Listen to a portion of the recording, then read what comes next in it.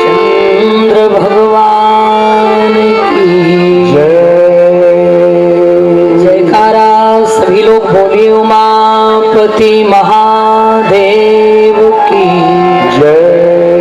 श्री हनुमान जी महाराज की जय।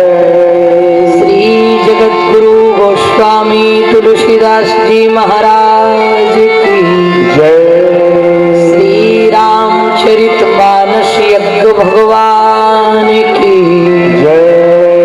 सत्य सनातन धर्म की जय।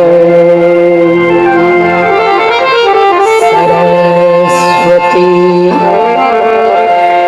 महामाता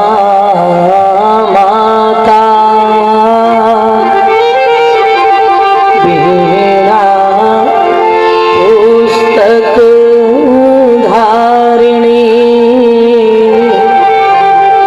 अहम शरणं मापुनोमि।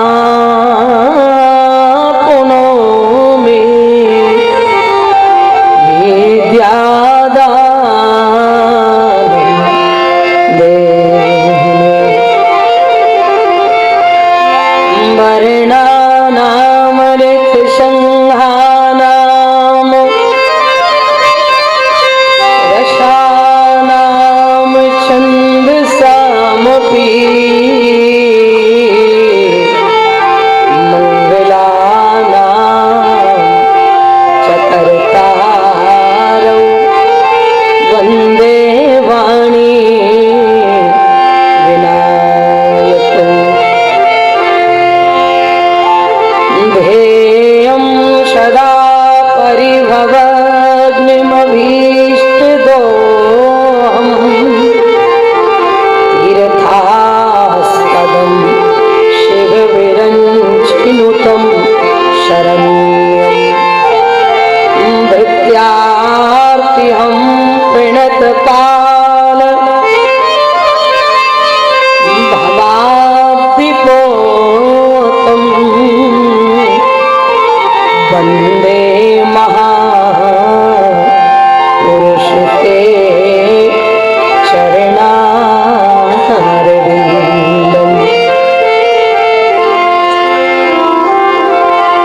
मनोजवं मारुततुल्यवेगं जितेन्द्रियं बुद्धिमतां वरिष्ठं वातात्मजं वानरयूथमुख्यं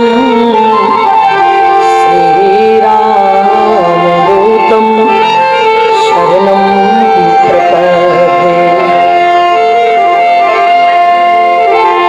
राजाधिराज महाराज रामचंद्र जी को पवन कुमार महावीर प्राण प्यारो। संकट जन कंटक झट काटत विकट भट दुष्ट निपछार दुखी भक्त निवारो। बल बुद्धि विद्या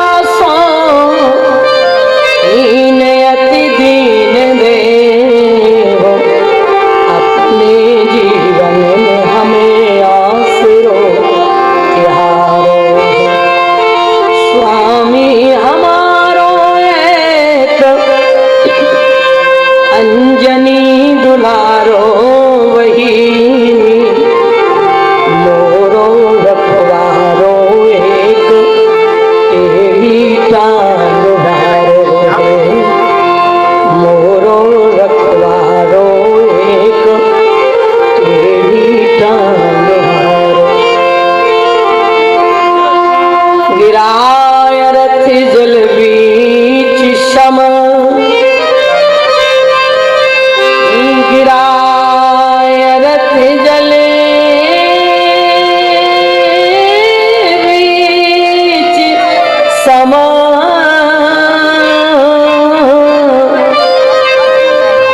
कियत भिन्न न भिन्न बंदहु सीताराम पद जिनहि परम प्रिय हे हनुमान विराजियो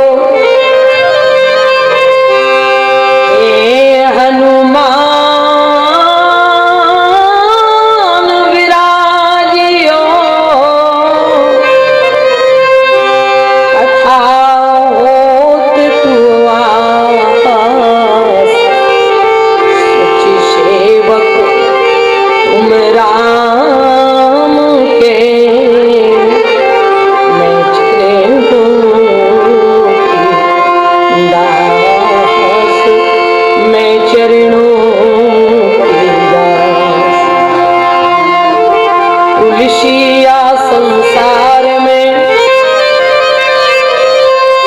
तुलसिया संसार में भैया दो ही आवत काम मुट्ठी देना अन्न की लेना लेना हरि का नाम। बोलिए वृंदावन बिहारी लाल की जय। प्रातः स्मरणीय इस कार्यक्रम के अध्यक्ष व संरक्षक जगत नियंता जगदाधार जगदीश्वर श्रीमद कौशल्यानंद वर्धन मेरे आराध्य स्वयं श्री सीताराम जी महाराज के पावन पादारविंद, राम कथा के अनन्य अनुरागी अनन्य रसिया अंजनानंदन प्रभंजन कुमार श्री हनुमान जी महाराज के पावन स्तुति चरण विराजित सभी देवी देवताओं के चरणों में प्रणवत होते हुए मंच पर विराजमान देश के विभिन्न महानगरों के विशाल मंचों को गौरवान्वित करने वाले, धर्म की ध्वजा को फहराने वाले पूज्य चित्तन श्री पंडित जी महाराज भैया ढोलक पर साथ देने को एकदम तत्पर हैं और आप सभी के बड़े लाडले और बहुत ही प्रिय हैं।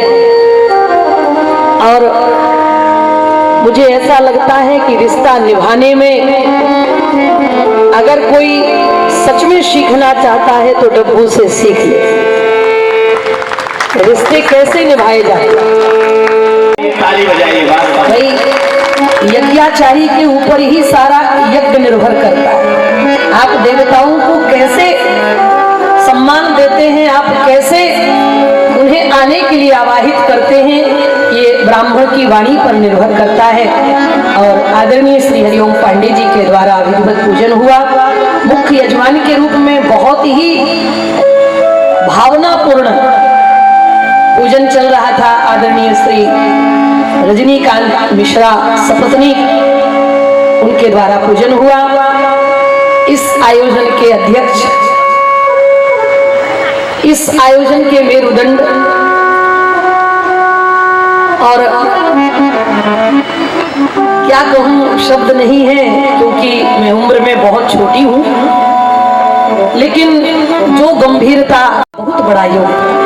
बच्चे करेंगे जो भी करेंगे, बाद में कुछ बिगड़ेगा तो हम है ना, ऐसा भाव लिए आदरणीय सम्माननीय वैष्णव कुलभूषण विद्वान पंडित धीर गंभीर श्री शिव कुमार मिश्र जी, आदरणीय भैया श्री मुन्ना मिश्र जी, आरपी मिश्र जी, श्री संतोष पांडे जी, राजकुमार पांडे जी, बहुत ही सक्रियता से पूरे आयोजन को बहुत ढंग से संभालने में जिनका सहयोग रहता है, श्री विक्रम सिंह जी, श्री फरिंद राय जी, निशाकांत मिश्र जी, हमारे प्रिय अनुज श्री पंकज पांडे जी, प्रिय श्री अनुज धीरज पांडे जी, और हमारे प्रिय अनुज श्री धीरज पांडे जी, हमारे प्रिय अनुज श्री रवि मिश्रा जी, परम आदरणीय सम्माननीय उदारता की प्रतिमूर्ति, दोनों पति पत्नी बहुत ही उदार,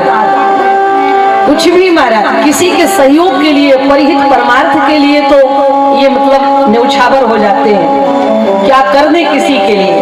ऐसे आदरणीय भैया श्री हमारे रामाश्री गुप्ता जी, श्री दिनेश द्विवेदी जी, भैया श्री मुकेश मिश्रा जी और अंकित मान करेंगे। समस्त यहाँ जितने भी गणमान्य लोग विराजमान हैं, ऐसे गणमान्य लोग बैठे हैं यहाँ पर जिनके द्वारा मानस सीखा पढ़ा समझा जा सकता है। वे समस्त आदरणीय सम्माननीय श्री चौबे जी महाराज, जो बड़ी गरिमा है आपकी। और एक बार आपने भी कथा के लिए संकल्प लिया था, पर कोरोना के माध्यम से वो नहीं हो पाया और अभी हमारे पास इनका ऋण चढ़ा हुआ है। डर लग रहा था कि कहीं मांगने न लग जाए। कई समितियां पहुंच जाती हैं तो आपकी बहुत उदारता और प्यार स्नेह था, सबने मना किया, हमने मना किया कि नहीं नहीं कुछ नहीं, बोले नहीं। कार्यक्रम निश्चित हो गया था, गर्मियों में आना था हम लोगों को, लेकिन आपने बड़ी उदारता से, बहुत ही उदारता से एक दक्षिणा के रूप में कुछ अपनी भावनाएं व्यक्त करी। कई आयोजक अगर मान लो दे देते हैं पहले से, और यदि नहीं हो पाता है तो जहां पता लगता है कि कहां आ रहे हैं वहीं पहुंच जाते हैं। महाराज जी कई जगह, एक बार तो परम पूज्य श्री श्री खज्जाराट श्री ने कहा कि महाराज जी आप मेरे यहाँ कार्यक्रम में नहीं आए थे और हमने आपको कुछ दिया था, वापस करो। तो महाराज जी बोले मेरा डंडा लाओ, कहाँ पर है? तुलसी पीठाधीश्वर। बोले कभी एडवांस दिया हुआ आज तक किसी का वापस हुआ है जो तू लेने के लिए आया? कब का खर्च हो गया, और अगर अब कार्यक्रम कराएगा और बुलाएगा तो फिर से वही किराया लगेगा, वो तो खर्च हो गया।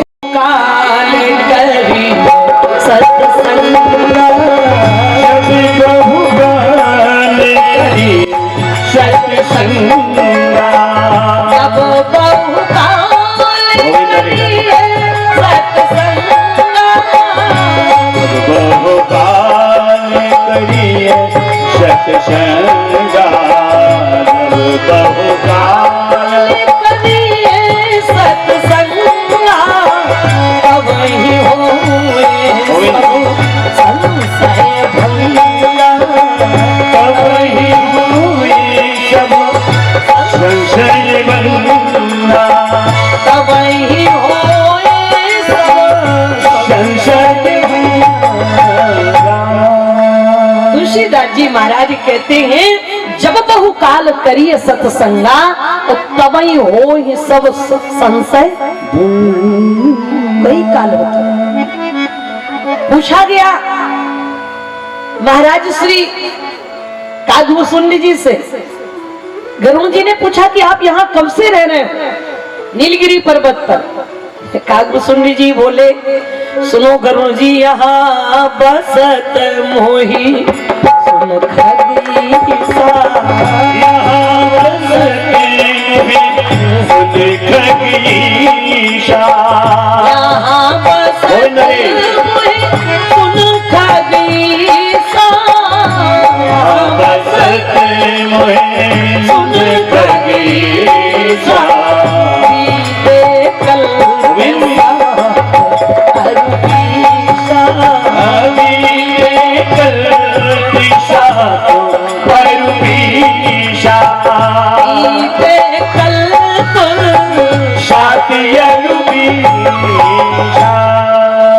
महाराज श्री कागभूषुंडी जी ने कहा यहाँ मुझे 27 कल्प व्यतीत हो गए, तब से मैं यहाँ कथा कह रहा हूँ और सुन रहा हूँ। भगवान से जुड़ने वालों की उम्र रुक जाती है। कितने संत हैं, कितने महात्मा हैं, कितने योगी हैं जो अखंड तपश्चर्या में आज भी महाराज बताते हैं कि उनकी उम्र 300 वर्ष हो गई, उनकी उम्र 400 वर्ष हो गई। क्यों? क्योंकि भजन में हमारी सांस, क्योंकि गिनी हुई सांसें हम और आपको मिली हैं और भजन में हमारी सांस रुक जाती है, हमें अपने देह का भान भूल जाता है। इसलिए भोगों में ज्यादा ग्रस्त रहने वाले, विषयों में ज्यादा डूबने वाले लोगों की उम्र घट जाती है और योगियों की, तपस्वियों की, भजनानंदियों की उम्र बढ़ जाती है। भाई आपने यदि बैंक में पैसा जमा किया है, 1 साल के लिए यदि आपका पैसा बैंक में जमा है, अब आपको क्रम बनाकर चलना है कि हम 1 साल में कैसे इसको खर्च करें कि जिससे पूरी साल व्यतीत हो जाए। अब चाहो आप तो महाराज वो पैसा 2 महीने में भी खर्च कर सकते हो और चाहो तो 6 महीने में, और कई लोग ऐसे चाहने वाले होते हैं कि वे 1 साल क्या 2 साल भी उतने में ही काम चला।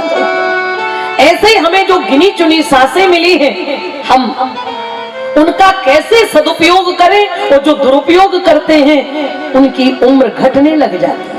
अच्छा यहाँ बताइए, आप जब आप लोग बैठते हैं और सच में यदि कथा में डूब जाते हैं तो हम और आपको समय का पता नहीं चलता।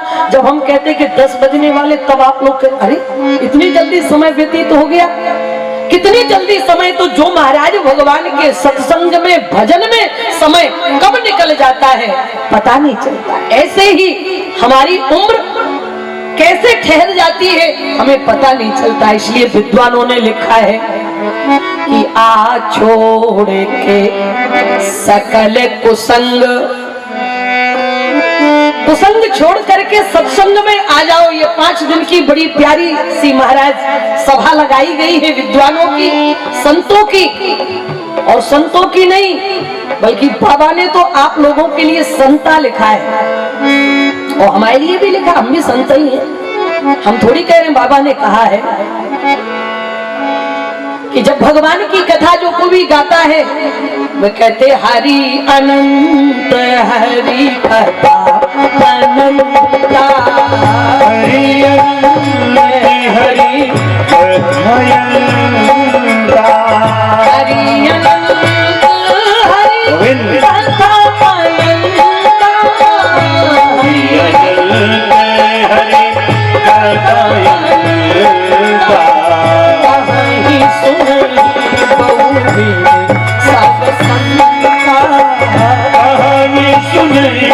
बहुविध सब संता, कहीं सुनई बहुविध सब संता।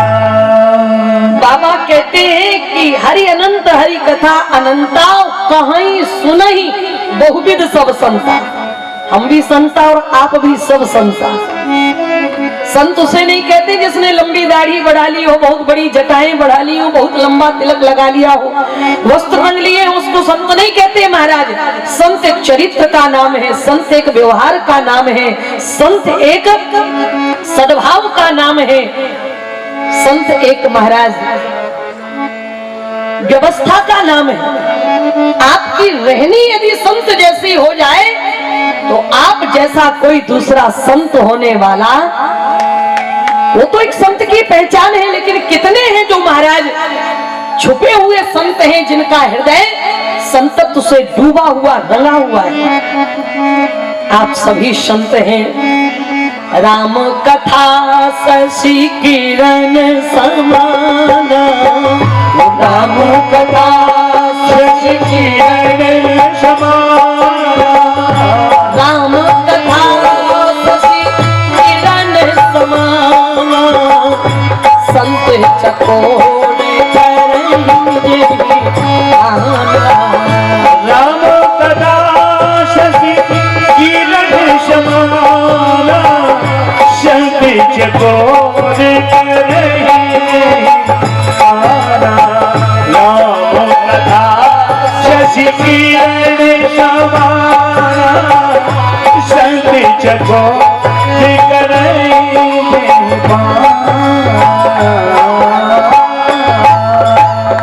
आप सभी संत हैं और यहाँ ये संतों की सभा लगाई गई है। ऐसे महाराज जब सब हंस यहाँ आए हुए हैं मोती कथा के चुनने के लिए, महाराज अमृत पीने, इसलिए आवाहन है इस पंडित राम नारायण रामदीन सेवा शिक्षण संस्थान की एक आवाज है पूरे समाज के लिए, पूरे देश के लिए, क्योंकि ये सुनाई जा रही और इतने विस्तार के साथ सुनाई जा रही है कि जिसका आप वर्णन नहीं कर सकते हैं। तो हम लोग घर में भी बैठ के सुन सकते हैं, लेकिन जब तक महाराज ये जो सामूहिक व्यवस्था है, इतना आनंद यहाँ मिल रहा है, इतना आनंद घर में नहीं मिल सकता। घर में मन नहीं लगता। कभी कोई चाय मांगेगा तो कभी कोई महाराज कुंडी खटखटाएगा तो कभी महाराज सब्जी लेने जाना है, आदि कोई ना कोई व्यवस्थाएं लगी रहती हैं। और सावधानी हटी तो दुर्घटना घटी। अगर कथा के प्रति सावधानी नहीं है तो कथा समझ में नहीं आती। इसीलिए ना भाई, अगर ये कथा के प्रति निष्ठा और प्रेम न होता तो आदरणीय भैया श्री विजय द्विवेदी जी और आदरणीय भाभी निशा द्विवेदी जी कल्याण से महाराज नित्य प्रति कथा सुनने के लिए ताली बजाइए। और ये केवल यहाँ की समिति के प्रति इनकी ममता, इनका महाराज एक सद्भाव बन गया। आदरणीय श्री भैया ने बताया कि यहीं पास में ही हमारी कथा चल रही है। तो आदरणीय भाभी जी बोली कि जब यहाँ के लिए संकल्प है यहाँ की समिति का कि लोग दूर दूर से महाराज, चाहे वो बापी से जीजाजी हो, दीदी हो, कल बहुत दूर से महाराज कितने भक्त कथा सुनने के लिए आए थे। आपका प्रेम भरा निमंत्रण, आपका महाराज वो अनुराग से सना हुआ निमंत्रण पाकर कोई अपने को रोक नहीं पा रहा। और आओ इस निमंत्रण को महाराज पाकर जिन्हें भी खबर लगे पर्सनल निमंत्रण किसी के पास नहीं, पर ये तो ढिंडोरा पीटा जा रहा है। जिसे भी आना हो और अपना जीवन सुधारना हो वो आ सकता है। यहाँ तो केवल एक ही आवाज लगाई जा रही है कि आ छोड़ के सकल कुसंग मूढ़ सत्संग में आ जा रे, आ छोड़ के सकल कुसंग मूढ़ सत्संग में आ जाए। आ छोड़ के सकल कुसंग मूढ़ सत्संग में आ जा रे, आ छोड़ के सकल कुसंग मूढ़ सत्संग में आ जाए। पूछा क्या होगा? मन होगा तेरा चंग, मन होगा तेरा चंग, कथामृत गंग नहा जाए। मन होगा तेरा चंग, कथामृत गंग नहा जाए। आ छोड़ के सकल कुसंग मूढ़ सत्संग में आ जा रे, आ छोड़ के सकल कुसंग मूढ़ सत्संग में आ जाए। क्या मिलेगा अगर हम सत्संग में आएंगे तो? लिखा साधक ने गारंटी है कि पाप ताप संताप मिटेंगे, मिट जाएगी जड़ताई। पाप संताप मिटेंगे, मिट जाएगी जड़ताई। उत्तम गति होगी तेरी, फिर नहीं होगी ये अधमाई। उत्तम गति होगी तेरी, नहीं होगी होगा न किसी से जंग। अगर कथा सुनकर, कथा का आयोजन कराकर यदि हमारे मन में भी राग द्वेष ईर्षा क्रोध यदि ये विकार बने रहे तो कथा कराने या सुनने का कोई मतलब नहीं। क्षमा करिए। सत्संग तो यही कहता है कि इन विकारों को दूर करना है। इन विकारों को मिटाने के लिए तो महाराज हम और आप ये साधन करते हैं। और अगर इसके बाद भी ये नहीं मिट रहा है तो लग रहा है कि हमने सत्संग से नाता जोड़ा नहीं है। होगा ना किसी से जंग, होगा ना किसी से जंग, अंग हरि रंग रंगा जाए। होगा न किसी से जंग, अंग हरि रंग रंगा जाए।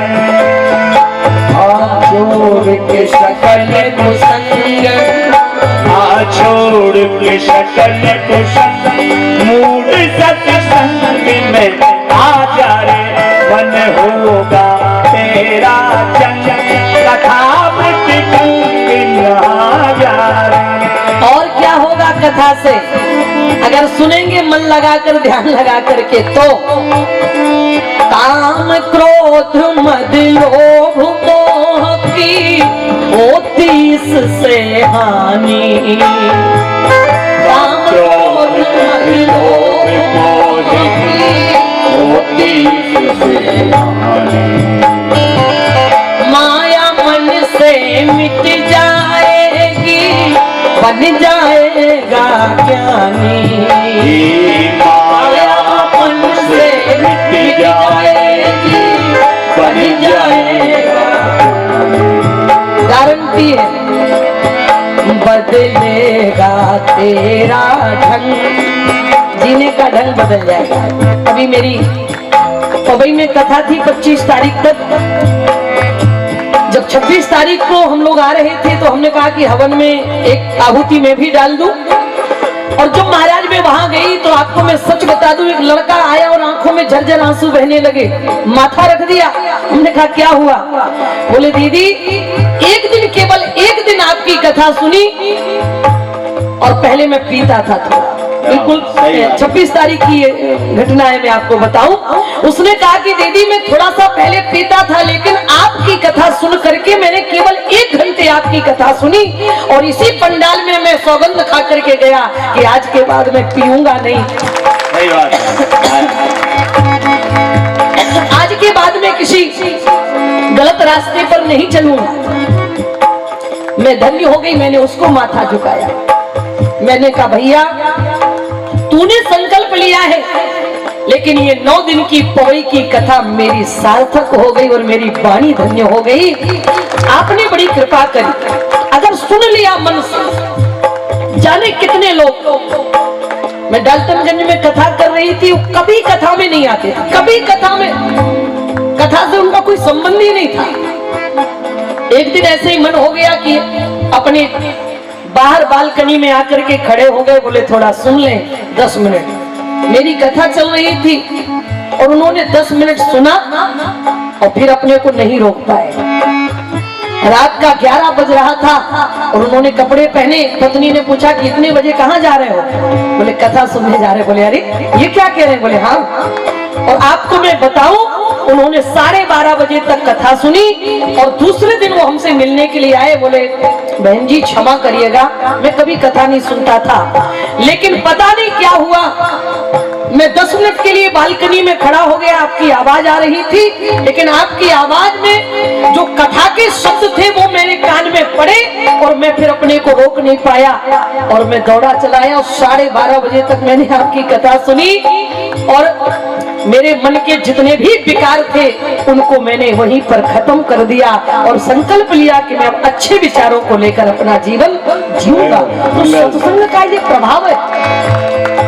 अगर आपने सच्चे मन से सत्संग किया है तो गारंटी है कि आपका जीवन बदलेगा, रुक नहीं सकते। लिखा है बदलेगा तेरा ढंग, बदलेगा तेरा ढंग, तरंग मन का जगा जा रे, बदलेगा तेरा रंग जगा जा रे।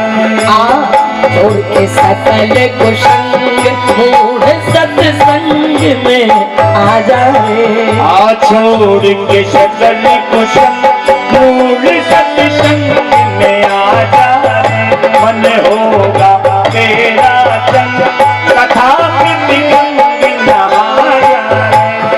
अंतिम लाइन और सुनो, बड़ी प्यारी है। लिखा तो बहुत कुछ उस विद्वान ने, लेकिन जो लाइनें मुझे अच्छी लगती और जो हमारे लिए कुछ कहना चाहते हैं उन लाइनों को विशेष रूप से सुनाते हैं। उन्होंने लिखा कि 20 साल सत्संग की महिमा लिखी संत ने गाई, 20 साल सत्संग की महिमा लिखी संत ने गाई।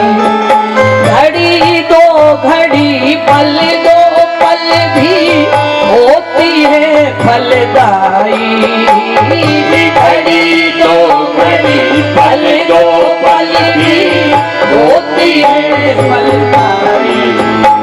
और फिर ले भक्ति भावना संग। भैया यहाँ से अपनी भक्ति लेकर के जाना, अपनी भावनाएं बदल करके कुछ न कुछ यहाँ से लेकर के अवश्य जाना चाहिए। ले भक्ति भावना संग, ले भक्ति भावना संग, उमंग हरि रंग रंगा जाए, आ छोड़ के सकल कुसंग।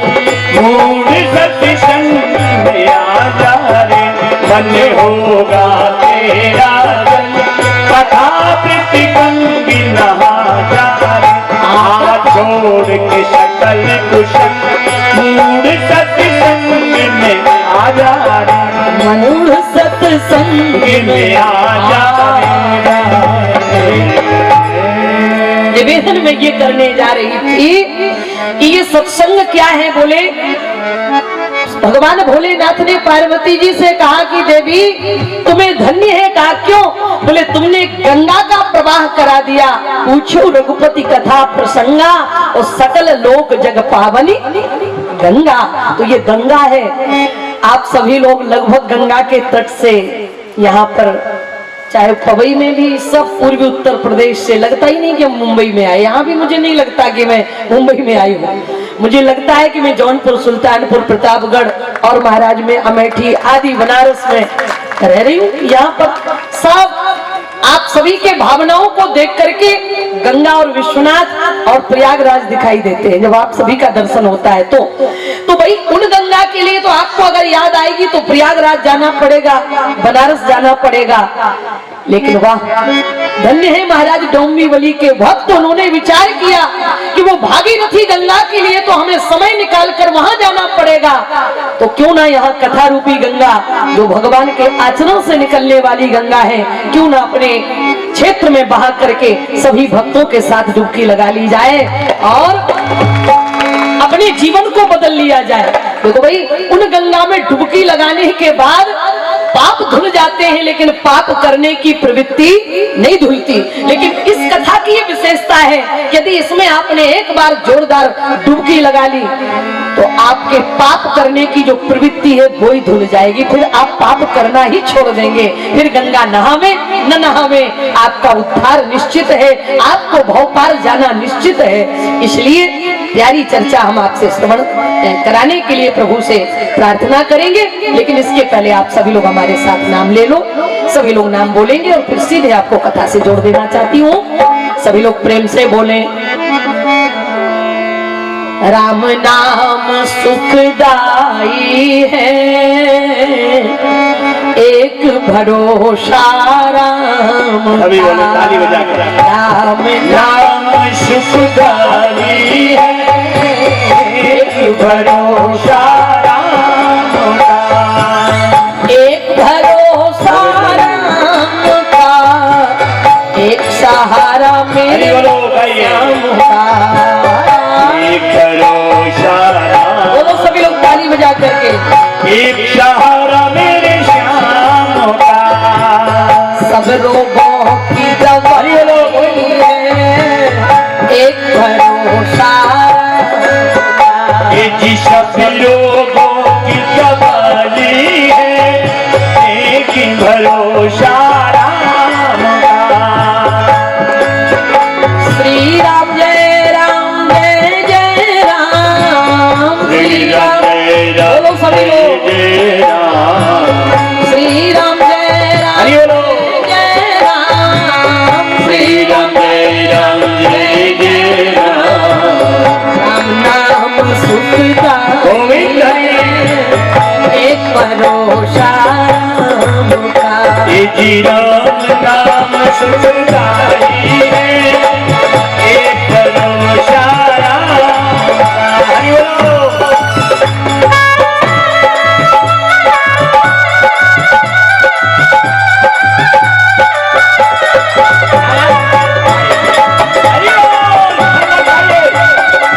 हरि बोल, यही जीवन का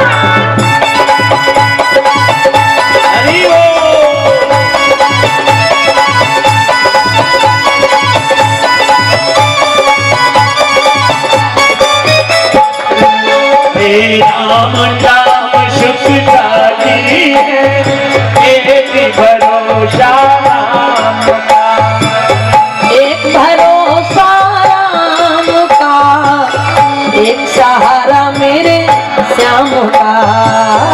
एक भरोसा राम का, एक सहारा मेरे श्याम का। सबसे मीठी मिठाई है एक भरोसा राम का। सबसे मीठी मिठाई है, एक भरोसा राम का।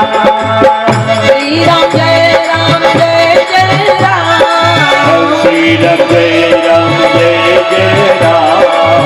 श्री राम जय राम जय जय राम। श्री राम जय राम जय जय राम। राम नाम सुखदाई है एक भरोसा राम का। ये राम नाम सुखदाई है, एक भरोसा राम का।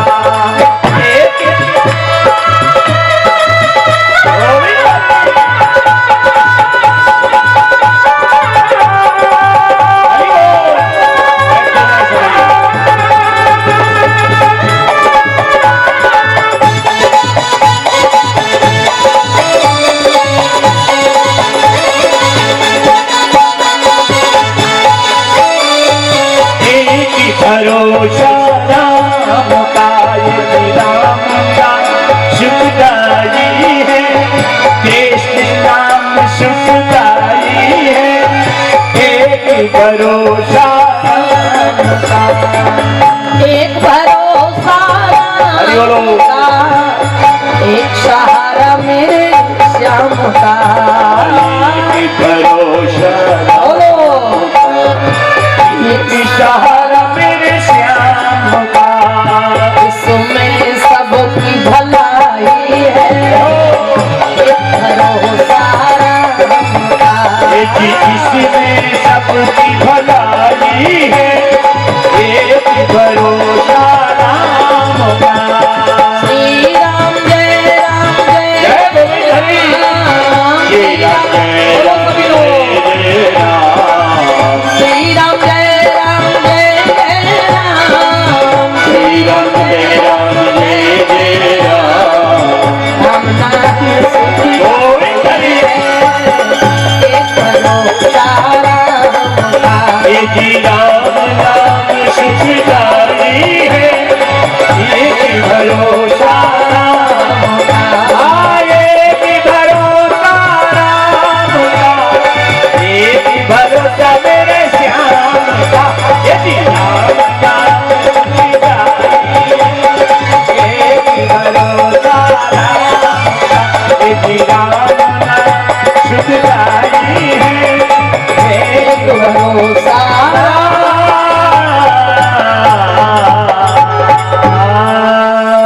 महाराज जैसे खड़े थे, जिन वस्त्रों में खड़े थे, सीधे श्री राम जी पहुंच गए महारानी कैकेयी के राजभवन में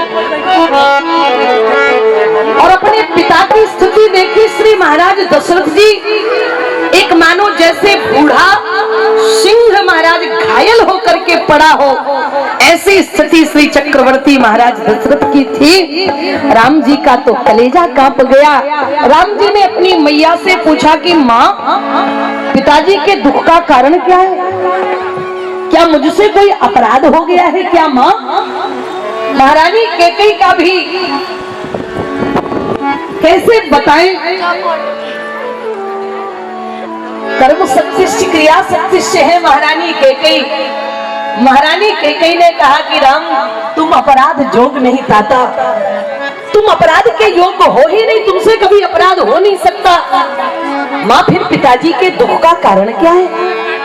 महारानी कैकेयी ने कहा कि बेटा, तुम्हारे पिताजी के पास मेरे दो वरदान पड़े थे। एक बार ये देवासुर संग्राम में जाना चाह रहे थे, लेकिन इनका सारथी बीमार पड़ गया।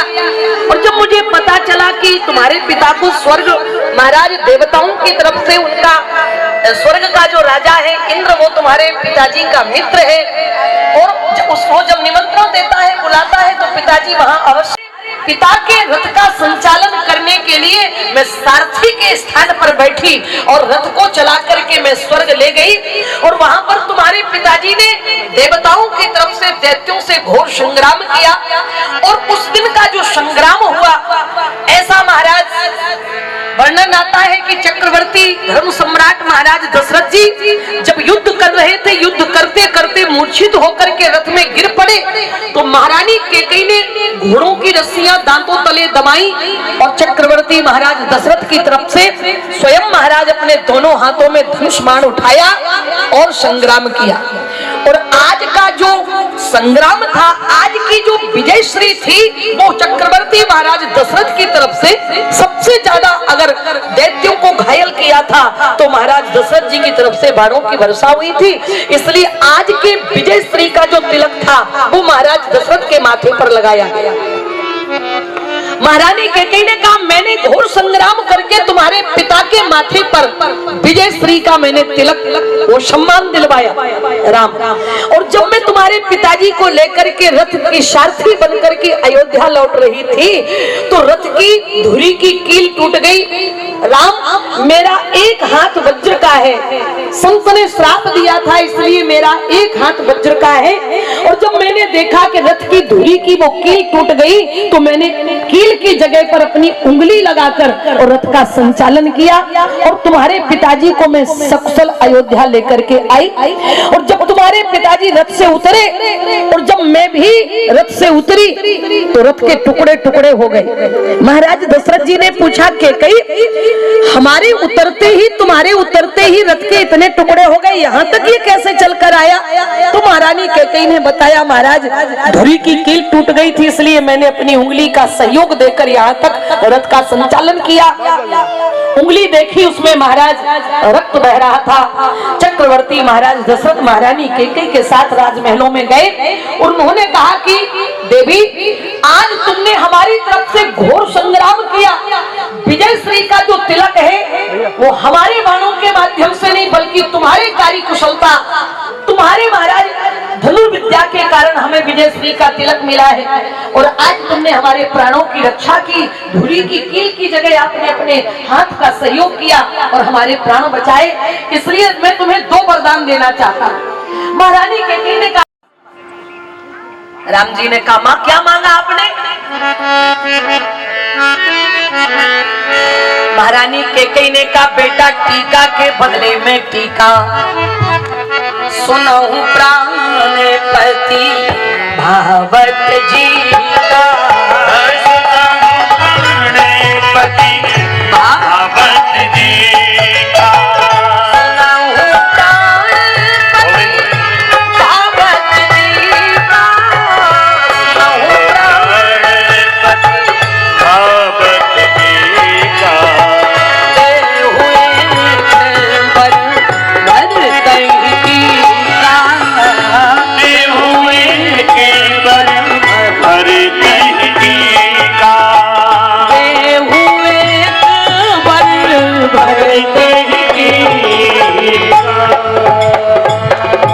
राम जी ने कहा, मां, कैकेयी ने कहा, हाँ बेटा, मैंने तुम्हारे पिताजी के माथे पर जो देवासुर संग्राम में तिलक दिलवाया था, उस तिलक के बदले तुम्हारे पिताजी ने कोई एहसान नहीं किया मेरे ऊपर और मैंने कोई एक्स्ट्रा नहीं मांगा, मैंने टीका के बदले में टीका। और मां दूसरे वरदान में महारानी कैकेयी बोली, राम, हमने दूसर वर मांगहु कर जोरी, कर माने होता है राम बनवास, आपस में विशेष उदासी, आपस में विशेष उदासी, 14 वर्ष राम बनवासी, 14 वर्ष राम बनवासी। महारानी कैकेयी ने कहा, बेटा दूसरे वरदान में मैंने तुम्हारे लिए 14 वर्ष का वनवास मांगा। आज का यदि कोई लड़का राम होता, पछाड़ खाकर गिर पड़ता, जिसे पता चला हो कि कल 2 करोड़ रुपए मिलने वाले हैं और सुबह प्रातः काल में पता चल जाए कि 10 करोड़ का घाटा हो गया, तो बोलो आज का कोई व्यक्ति सहन कर सकता है क्या? आज का व्यक्ति इतनी बड़ी घटना सहन नहीं कर सकता। लेकिन राम जी यही बताना चाहते इस प्रसंग के माध्यम से कि अगर कभी फायदा हो रहा हो तो इतने प्रसन्न मत हो जाना कि अटैक आ जाए। बता रहे थे, कोई शायद आपने सुना होगा, स्मरण करा दूं मैं, बता रहे थे कि एक की लॉटरी लग गई, तो उसकी पत्नी ने कहा कि अगर उनको डायरेक्ट पता चल गया तो कहीं उनको कुछ हो ना जाए। तो एक पंडित जी बोले कि कोई बात नहीं है, अगर उसमें से थोड़ा बहुत 10-20 हजार हमें दे दो तो हम बता देंगे, उन्हें कुछ होगा भी नहीं। तो पत्नी ने कहा कि ठीक है महाराज, जब 10 लाख का फायदा हो रहा है 10 हजार आपको हम दे देंगे, लेकिन बस ऐसे बताना हमारे पति को कि उनको कुछ होना नहीं चाहिए। बोले बिल्कुल नहीं होगा, ये हमारी गारंटी है।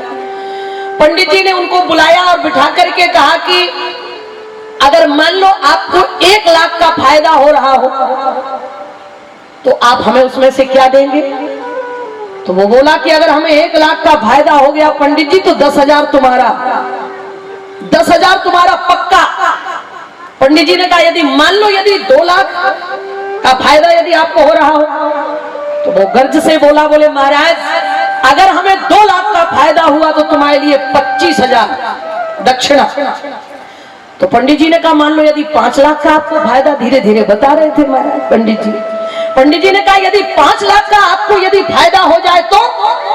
वो बोला पंडित जी अगर 5 लाख का हमें फायदा होगा तो हम वचन दे रहे हैं हम 1 लाख आपको देंगे। पंडित जी का ब्लड प्रेशर बढ़ने लगा और जैसे ही महाराज उसने कहा, पंडित ने कहा कि यदि मान लो आपको 10 लाख का फायदा हो गए तो वो बोला कि पंडित जी अगर हमें 10 लाख का फायदा होगा तो 5 लाख तुम्हारे। और जैसे ही पंडित जी ने सुना कि हमें 5 लाख, सोने अटैक आ गया बेवड़ी। पत्नी बोली कि क्या फायदा, जो समझाने वाला था वही खुशी में चला गया। तो भाई हम लोग ना तो ज्यादा खुशी बर्दाश्त कर पाते हैं और ना ही ज्यादा परेशानियां। राम जी इस प्रसंग के माध्यम से बताना चाहते हैं कि जब भी कभी कोई खुशी का मौका आवे तो उसे प्रभु का प्रसाद मानकर ग्रहण कर। यदि खूब लक्ष्मी कृपा कर रही है, ठाकुर जी की कृपा बरस रही है, तो उसमें कहीं भी अपने को ढूंढने का प्रयास मत करना। ये मत सोचना कि हमारी वजह से आ रहा है, जी नहीं, उसे प्रभु की कृपा मानकर और प्रभु का प्रसाद मानकर यदि आपने ग्रहण किया उसे, तो गारंटी है वो धन आपको कभी परेशानी पैदा नहीं करेगा। और यदि कहीं धन के साथ उसके पीछे लगा हुआ घमंड आ गया और यदि कहीं महाराज मद मत्सर में डूबने लगे तो वही धन आपके लिए परेशानियों का कारण बन जाएगा। तो भाई धन आवे उसे प्रभु, यानी जो भी खुशी आवे, धन का मतलब ये नहीं है बेटे की नौकरी लग जाए, दहेज में भी मान लो 50-1 करोड़ मिल जाए तो उसे प्रभु का प्रसाद मान करके ग्रहण कर लो, जीवन आनंदमय हो जाएगा। और यदि कोई दुख लगे, कोई दुख आ जाए, कोई संकट आ जावे तो उसमें इतने ज्यादा दुखी मत होना कि जीवन से ही हाथ धोना पड़े।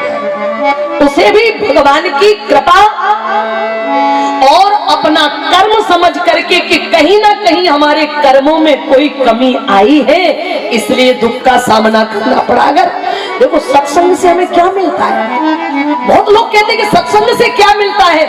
हमने कहा कि कई लोग बोले कि महाराज सत्संग से क्या पाप मिट जाते हैं, सत्संग से क्या बुरे कर्म मिट जाते हैं। हमने कहा मिटता तो कुछ भी नहीं है महाराज, क्योंकि गीता कह रही है अवश्यमेव भोक्तव्यम कृते कर्म शुभाशुभम। अवश्य शब्द का प्रयोग भोगना तो पड़ेगा, लेकिन सत्संग के प्रभाव से उसको झेलने की शक्ति आपके अंदर आ जाए। आप उसे प्रेम पूर्वक, आराम से, गंभीरता पूर्वक उसे स्वीकार करने की क्षमता आप पैदा कर सकते हैं। आएगा किया हुआ कर्म, भाई खेती में आप जो बोएंगे काटना तो पड़ेगा। तो राम जी यही, अच्छा जब राम जी अपने पिताजी के कर्म को नहीं छुटा पाए तो हम लोग किस खेत की मूली, किस खेत की मूली है हमारा। महाराज वे कहते हैं राम जी ने जब सुना कि मेरी माँ ने मेरे लिए 14 वर्ष का वनवास मांगा तुलसीदास जी महाराज ने चित्र खींचा। बाबा कहते हैं, राम जी ने कहा मैया ये तो कोई दुखी होने की बात नहीं, जरा गंभीरता देखना, श्री राम जी की क्षमता देखना, व्यवस्था देखना, कहीं कोई शिकन नहीं चेहरे पर, कहीं कोई परेशानी नहीं। राम जी ने कहा कि माँ ये तो दुख का कोई कारण नहीं हो सकता, ये आपने कोई दुख देने की बात थोड़ी ना करी है माँ, आपने तो अपने बड़े बेटे का प्रमोशन कर दिया।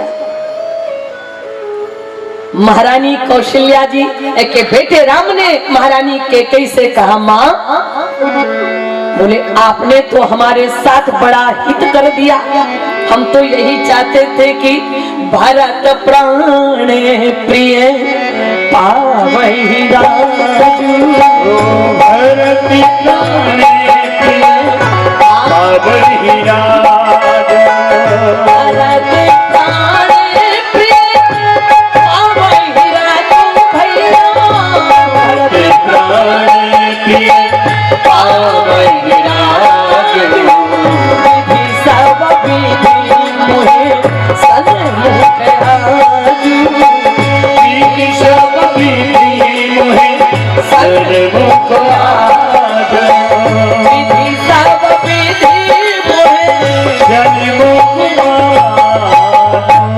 माँ, ये तो आपने मेरा प्रमोशन कर दिया, और मैं यही चाहता था कि मेरा भैया भरत युवराज बने, मैं यही चाहता था कि यहाँ की राजगद्दी की शोभा मेरा छोटा भाई, और आप रामचरितमानस पढ़ेंगे तो आपको पता चल जाएगा। जब राम जी को सूचना मिली कि कल तुम्हें युवराज बनाया जाएगा तो श्री राम जी की आंखें भर गई, और राम जी ने अपने मन में विचार किया ये रघुवंश की कैसी व्यवस्था है मुझे पता नहीं।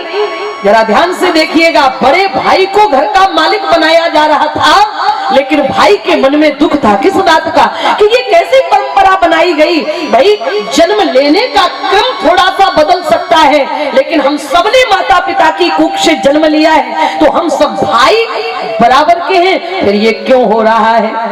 राम जी ने मन में दुख व्यक्त किया कि जन्मे के संग सब भाई, जन्मे के संग सब भाई, जन्मे के संग सब भाई, जन्मे के संग सब भाई, भोजन स्वयं के लहराई, भोजन स्वयं के लड़काई, विमल वंश में अनुचित तू, विमल वंश है अनुचित को, बंधु बिहारी बड़े अभिषेक, बंधु बिहारी बड़े अभिषेक, बंधु बिहारी बड़े अभिषेक। ये कैसा नियम है इस रघुवंश का कि मेरे भाइयों को छोड़कर मुझे युवराज पद पर बिठाया जा रहा है। ये तो सभी हमारे भाई अधिकारी हैं, और आज ऐसा लगा जैसे मानो राम जी के मन की बात महारानी कैकेयी ने पूर्ण कर दी हो।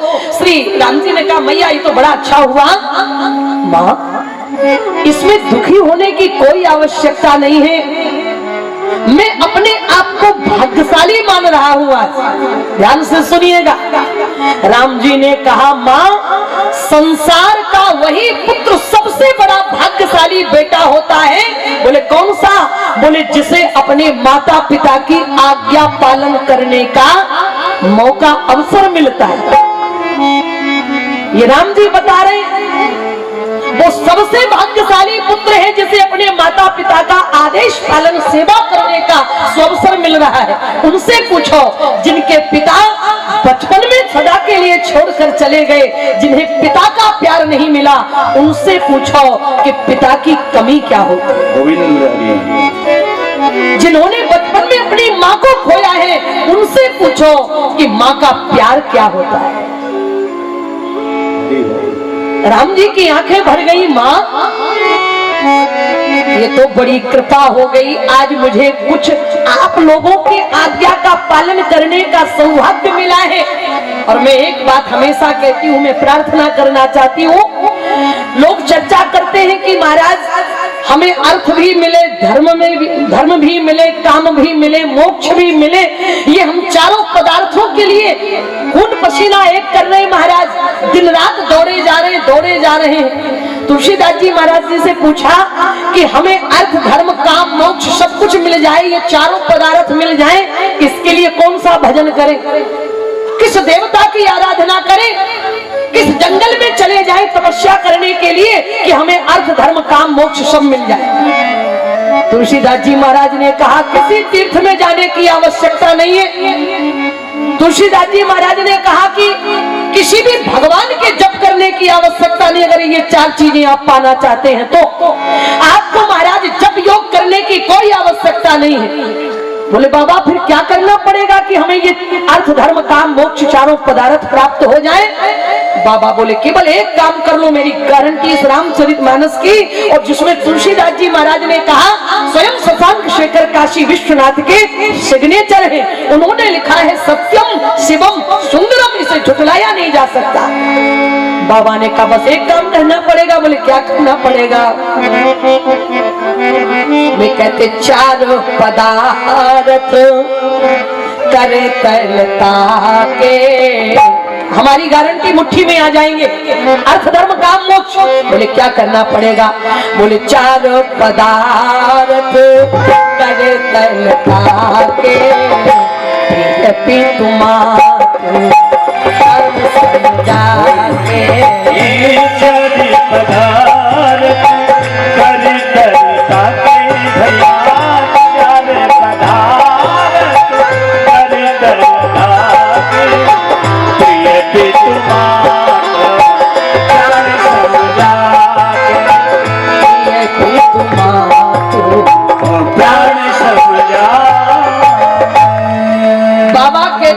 कि जिस दिन तुम्हें अपने माता पिता प्राणों के समान लगने लग जाए, जब तुम्हें अपने माता पिता भगवान से भी ज्यादा प्यारे लगने लग जाए, तो समझ लेना कि अब अर्थ, धर्म, काम, मोक्ष ये चारों पदार्थ तुम्हारी मुट्ठी में कैद हो चुके हैं। कोई माई का लाल ये चार पदार्थ आपसे नहीं छीन सकता।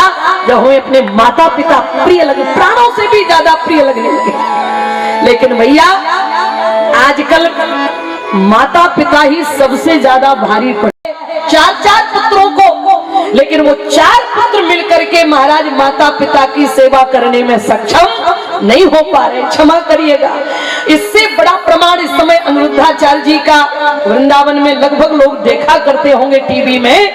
महाराज अभी 2-3 महीने पहले एक माँ का देहावसान हुआ था, जो वृंदावन के नजदीक की माता जी थी, और उनके 3 बच्चे और 3 बेटियां, 3 बेटी और 3 बेटा।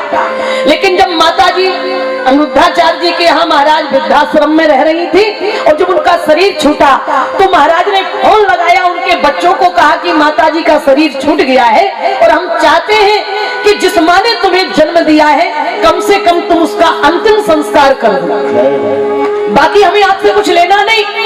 तो ये आप देख लेना महाराज, यूट्यूब पे सर्च करके उनके बच्चों ने, तीनों ने फोन करके, बेटियों ने कह दिया कि हमारे पास टाइम नहीं है महाराज जी, आप तो जला फूक के कहीं भी कर दो, हमें कोई लेना देना। कारण क्या है महाराज? हमने आज बहुत बढ़िया बात